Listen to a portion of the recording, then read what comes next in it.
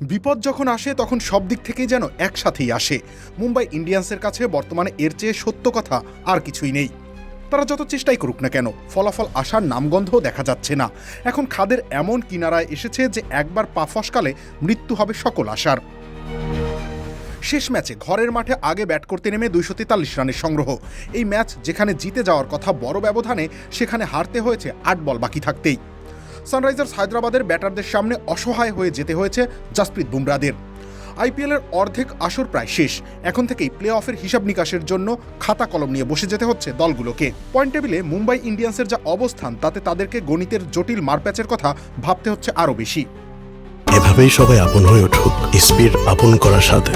ইসপি আপন করার স্বাদ।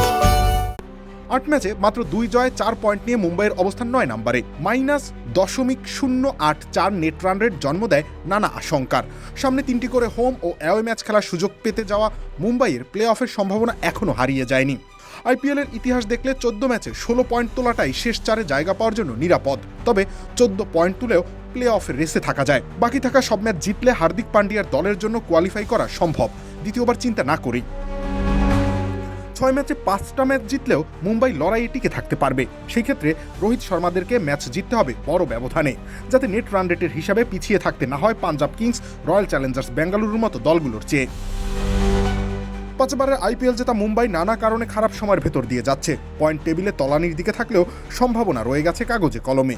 বড় ব্যবধানে বাকি ম্যাচগুলো জিতে তারা কি পারবে নিজেদের হারানো রাজত্বে প্রত্যাবর্তন করতে, তা কেবলমাত্র সময় বলে দেবে।